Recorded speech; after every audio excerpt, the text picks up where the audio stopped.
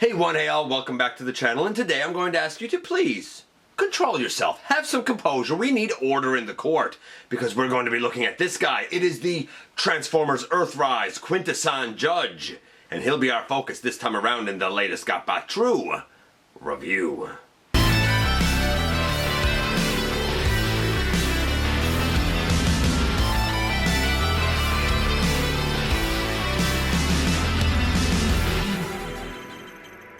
Hey one, hey all, welcome back to the channel.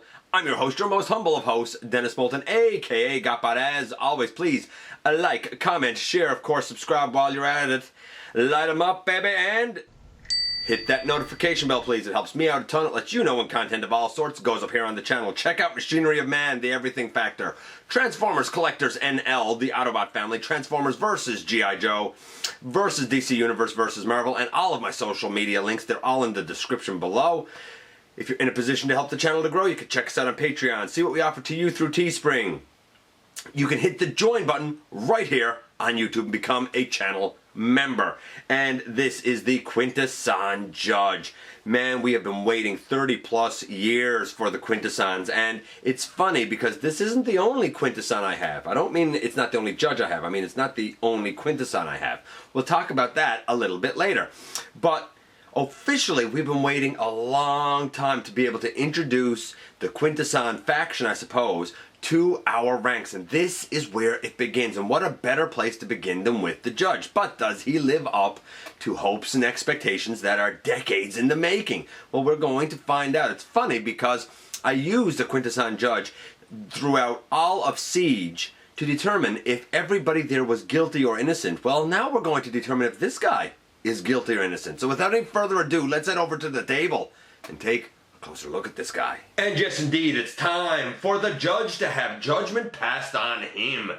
Or is it them? I'm not really sure if it's one personality with 5 faces, or one consciousness with 5 personalities, or if it's one consciousness and this is just different aspects of the same personality. I really don't understand the Quintesson Judge, but I know that I dig it. But this is the Earthrise Wave 3 Voyager Quintesson Judge, and of course we're going to kick things off with the box first. And yes indeed, here we have the box. We have very ominous artwork over here of a Quintesson Judge. You'll notice that the little bit of a, I guess, blast effect that's coming down here is actually orange-ish.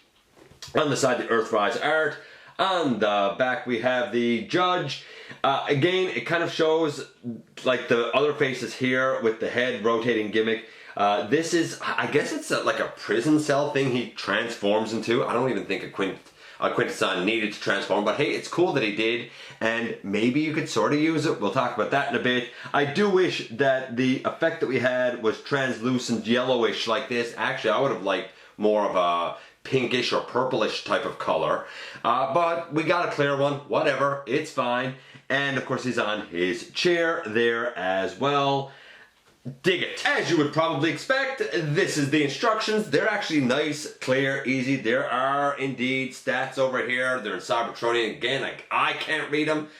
If I wanted to decipher Cybertronian, I could. Cool. I'm sure it says strength, intelligence, durability, blah, blah, blah. We know what the Quints are like, don't we? We have this pretty run-of-the-mill blaster. It's just cast in gray. I have my hand behind it because otherwise it's, you know, it's against gray. It's kind of hard to see. It apparently is designed to look like a tool that a Quintesson used in The Return of Optimus Prime. I don't know if it was the one that repaired Optimus Prime or what. And finally we have this nicely molded Throne of Judgment.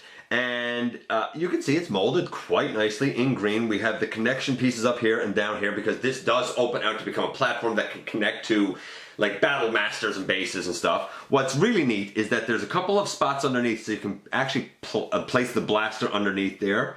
You know, in a very devious sort of way, like it's hiding, like, you know, if he had to shoot someone in the ankles and make him fall down or something like that, like he could do it from his seat because that's the way a Quintesson works. By the way, the Quintesson Judge can hold this blaster. Okay, so here we have him holding his blaster now.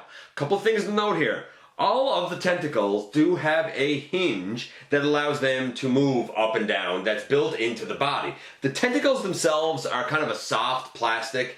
You can't really mold and shape them per se. It's not like they have a wire, which we'll talk about in a little bit, but you can sort of manipulate them a little bit. Each one of them, however, do possess two little knobs that are, I'm going to say, 3mm knobs, and you can use the hole on the side of the blaster to go over those knobs. It's a bit of a challenge to get them in, but then you can use the secondary knob, and on the side of the body, like right there, and there's one on the other side, there are a couple of holes. So you can actually bring the tentacle in close to the body, tab it up in that hole. He's holding the blaster now close to his body so that a little further back, this is how it looks. Something kind of like this, and you can see the blaster right here. It can take a blast effect, so it can actually look like he is firing. Now, I talked about his base, and I talked about the blaster, and I talked about the tentacles. One other thing he can do before I kind of make a certain comparison that I want to make is sit in his chair. The chair itself has a nub right there, a peg right there. In the clear plastic, if you can find it, there is a peg hole that goes on over that knob. However, I do find that he doesn't like to sit well, at least not my copy. Once you find one of the two peg holes in the bottom, you can plug him in, and I mean, if I lift it up, like, it's not coming off, but it's not in there secure. It wouldn't take much to have this guy tip over. Nevertheless, I do like the look of this, especially if I put it next to this little lad right here. These are the Quintessons that I had before. Now, just so you know, this is the SRC Legend Heroes 01 Q's Judge. It was a third-party Quintesson, kind of legend scale. I looked at that in episode 552. On these ones, you had to put all of the heads on, and you could either put them on accurate to the television show or accurate to the movie. They were different, which is kind of strange. The Quintesson Judge himself seems to be more reminiscent of the actual movie, with two of the heads on and two of the heads you had to attach yourself. They're not the easiest thing in the world to attach. Let's talk about the heads a little bit. It's worth noting at this point that the SRC Legends Heroes lads, like, their heads cannot spin. If you want a different face, you have to actually turn the body. These heads do, however, spin using this, I guess, button here. So I'm just going to hold on to the base, and if you use the button and close it, like, the head will spin. Let's just start right here. That is the face of death. We all know that. And that's kind of where everything goes measured by. The other faces, just so we're kind of clear and on the same page, the next one is a grimacing face. Sometimes it's called bitterness.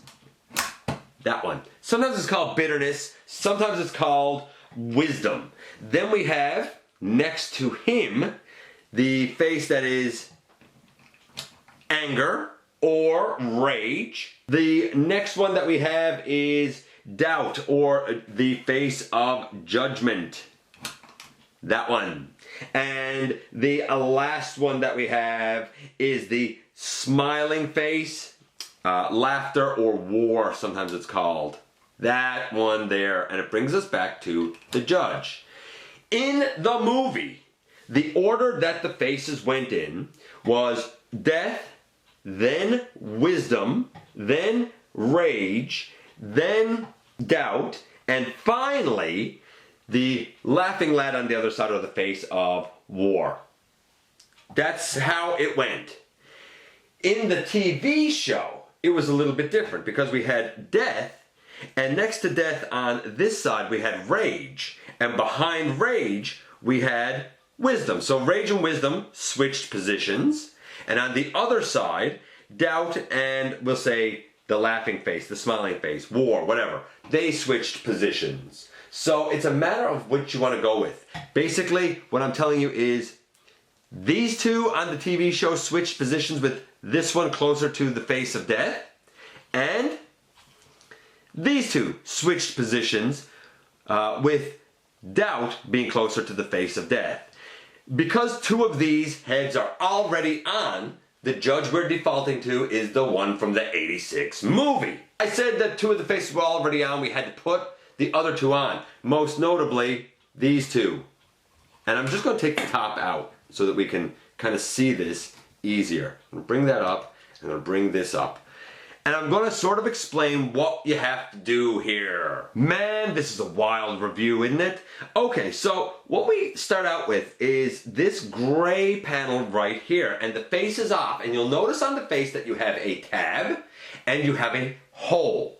You'll notice on the panel you have a hole at the top, and then you have a tab a little further down.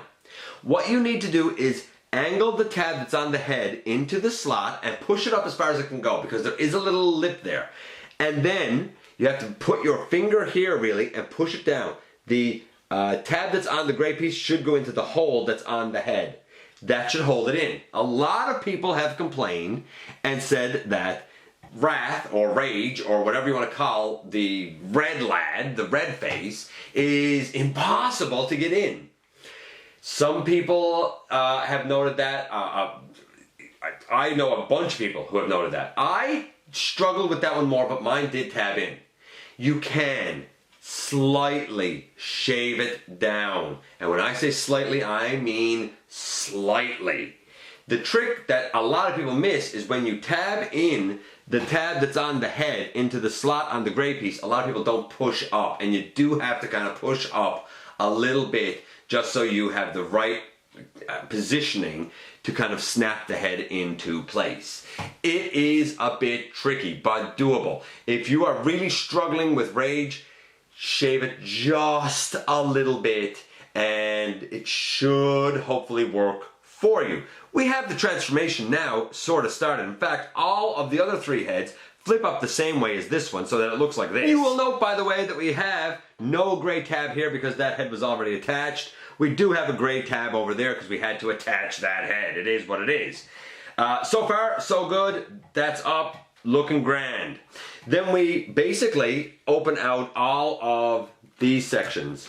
And that comes down, and that comes down, and this comes down, and this comes down, and then that comes down.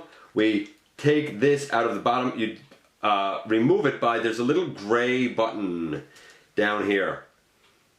And basically you have to kind of get the gray button out of the way. The tentacles, they can all move up, so then all of these pieces should be able to angle down. I realized a little bit of that was off screen. You need to make sure that the bottom is oriented correctly. There's a little notch there, and this little tab goes into that little notch.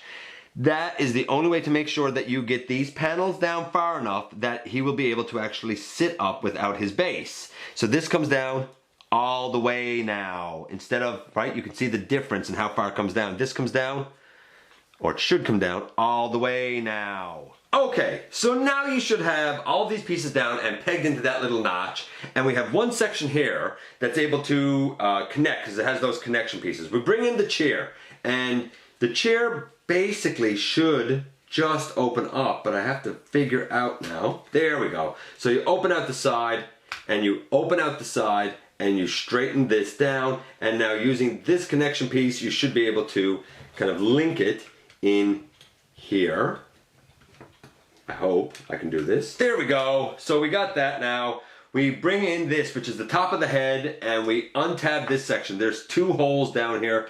Basically, you take one of them and you put over the thing there, and now you have a cell, and the cell can open, I presume. I thought it could open. Maybe I'm wrong. Maybe the cell can't open. I'm trying to open it from the wrong side. Yes, the cell opens. I thought it did. And it's big enough to take, say, a Titan Master or Prime Master, something like that. I think the Kranix that's coming in the Pit of Judgment can also fit in there. The top of the head has 2 holes in it. We basically take this piece that was his translucent base. We put that up there until we can peg it into position. And again, for me, it's a chore because I can't really find the little peg holes. There you go. Now we have it in position, and basically you take this and it fits down up there. It doesn't really seem to lock in per se, but this is kind of like a Quintesson base jail thing. Now you might say, well, if you do that, sure, you don't have a Quintesson free. That's kind of dumb. But it's not really if you have these little lads to go with it. Now it's a base, and now we still have, you know, here's Slitherfang too. Now we still have a Quintesson here, and we still have Slitherfang there. You know, if we want, let's take a, I don't know, let's take a Sharkticon. We could throw a Sharkticon in there. As a matter of fact, we kind of are beginning to amass a bit of worthwhile Quintesson forces. By the way, note we haven't given any grades yet. We've talked about a bunch of stuff, but we're going to do that now when we look at the entire Quintesson team so far. So everything begins to build toward this guy and his forces now. This is kind of my centerpiece. This is where things start with my Quintesson forces. And in terms of paint apps and accuracy, it's pretty darn close. Now, down around the bottom here, we should have some gold or bronze speckling. We don't seem to have that. The face of death, pretty accurate. There should be a couple of more, arguably some yellow highlights in a couple of locations, or gray highlights maybe up here. But that depended on the coloring. It's a minor thing because we do have the gray around the eyes and the teeth. The jaw does open and close as it should, which I think is really cool. If we go to the next face, which I should be able to do, where? Oh, I got it out front. Look at me. There. If we go to the next face, again, that one is highly accurate. I don't know if there's anything more that you could want there. Maybe some slight green detailing up there. Maybe. But I'm not even 100% sure about that. Then the next one we have is that anger, that rage face. Again, I think that's pretty accurate for the most part. I think the gray is where it should be. The red is where it should be. I think that's pretty accurate. Then we have that one, doubt. I feel like there should be a lighter green contrasting the darker green here, arguably. Again, it depends on the animation, but this is still pretty darn close, man. And the very last face is that one, and it's, as best as I can tell, it's completely accurate 100%. I'm going to say the accuracy to a Quintesson Judge is easily a 9.5. Couple of things could be done, but generally it's a 9.5. In terms of articulation, the jaw on that face opens and closes. The jaw on this face over here, the grimacing one, the wisdom one, opens and closes. The jaw on the rage face, it opens and closes. The other two do not. Each of these tentacles is on a hinge that goes up and down. The tentacles themselves don't move, but they're soft, more pliable type of plastic, so you can move them around. It's weird articulation. I mean, you know, it's a Judge. It is what it is. I do wish that they had maybe used wires like these guys did, because these can move all around because they're just kind of looped inside, but then you can do whatever you want with each tentacle, because each tentacle is plastic coated wire. I guess the wire could break, so I wouldn't move them a ton, but it's nice that those tentacles move every which way possible.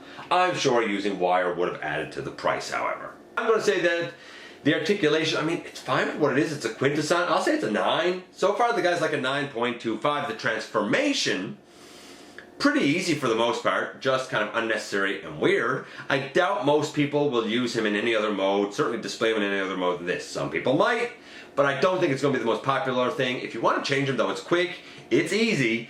I'm going to say that that is, again, about a 9. It's fine for what it turns into, which is just one of those weird things. Overall, the guy's about a 9. And I think he looks splendid with his ever-mounting army. We have a trio of the Titans Return Sharkticons. I didn't get any more. I wanted everybody to be able to enjoy that mold. I picked up, it's funny, I picked up one at one location, another at another location, and somebody else picked me up the third. So I really only picked up two. Somebody picked me up another one. The Cyberverse trio of Sharkticons, there were tons of them around here. They shelf-warmed around here like crazy, so I didn't feel bad picking up a trio of them. I've only picked up one Slitherfang because he's been fairly rare and I wanted other people to have him. I have a trio of the SRC lads, and now I have one Judge. I am tickled to know that we have Studio Series Sharkticons coming. I don't think they should be in Studio Series, but I could see getting a trio of them. The Alicons, not out around here yet, but I see the same sort of thing happening. I would like to have a Prosecutor, which of course can be part of that Pit of Judgment. I think I have one of those coming. We have a Judge there as well. The Bailiff, that'll be fantastic to add.